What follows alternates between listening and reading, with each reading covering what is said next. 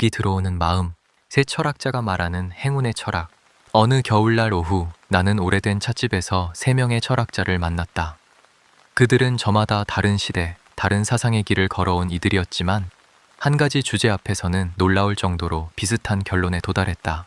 바로 복이 들어오는 마음에 관한 이야기였다. 노자, 비움의 철학. 첫 번째로 입을 연이는 노자였다. 그는 창밖으로 흐르는 겨울 강물을 한참 바라보다가 천천히 말했다. 복이 들어오려면 먼저 공간이 있어야 하네.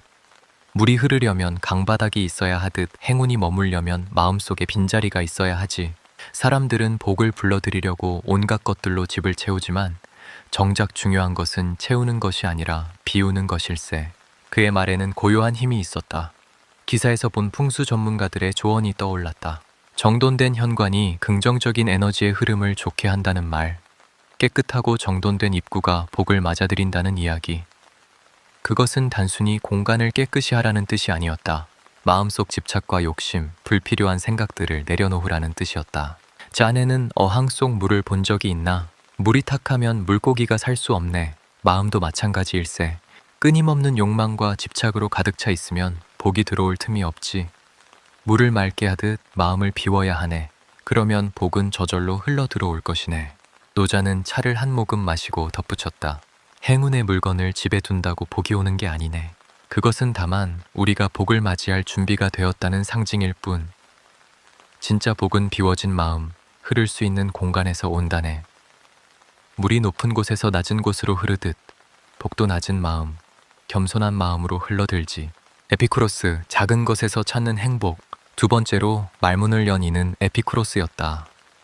그는 테이블 위에 귤 하나를 집어들며 미소 지었다. 흥미롭게도 풍수에서는 귤 9개를 두면 복이 온다고 하더군요. 하지만 내가 보기에 진짜 복은 이미 이 귤 한 알 속에 다 들어있습니다. 그는 귤 껍질을 벗기며 말을 이었다. 사람들은 복을 먼 곳에서 찾습니다. 큰 행운, 큰 재물, 큰 성공을. 하지만 행복은 언제나 가까운 곳에 있었습니다. 복이 들어오는 마음이란 바로 일상의 작은 것들에서 기쁨을 발견하는 능력입니다. 그는 귤 한쪽을 입에 넣고 음미하듯 천천히 씹었다. 이 귤의 달콤함, 햇살의 따스함, 친구와 나누는 대화의 즐거움. 이런 것들을 온전히 느낄 수 있는 마음이 바로 복을 받는 그릇입니다. 거울 앞에 과일 그릇을 두면 복이 배가 된다고요? 물론입니다. 하지만 그보다 중요한 건 그 과일의 존재 자체를 감사히 여기는 마음이지요. 에피쿠로스는 창밖을 바라보았다. 대나무 한 그루를 집에 들이는 것도 좋습니다. 하지만 그보다 중요한 건 매일 그 대나무에 물을 주면서 느끼는 평온함, 푸른 잎을 바라보며 얻는 위안입니다. 복은 물건 자체가 아니라 그것을 대하는 우리의 태도 속에 있습니다. 현재 이 순간을 온전히 누릴 줄 아는 사람, 그가 바로 가장 큰 복을 받은 사람입니다. 스피노자, 능동적 기쁨의 철학. 마지막으로 스피노자가 말했다. 그의 눈빛은 차분하면서도 단호했다. 두 분의 말씀에 동의합니다. 하지만 제가 하나 더 하고 싶은 것은 복이 들어오는 마음이란 수동적인 것이 아니라 능동적인 것이라는 점입니다. 그는 몸을 앞으로 기울이며 설명했다. 행운을 가만히 기다리기보다는 적극적으로 삶을 긍정적으로 바꾸고자 하는 이들에게 찾아온다고 기사에 나와 있지 않습니까? 이것이 바로 제가 말하는 능동적 기쁨입니다. 복은 운명이 아니라 선택입니다. 스피노자는 손가락으로 테이블을 톡톡 두드리며 말을 이었다. 현관을 깨끗이 정돈하는 행위, 식물에 물을 주는 행위, 화구를 깨끗이 관리하는 행위. 이 모든 것은 단순한 의식이 아닙니다.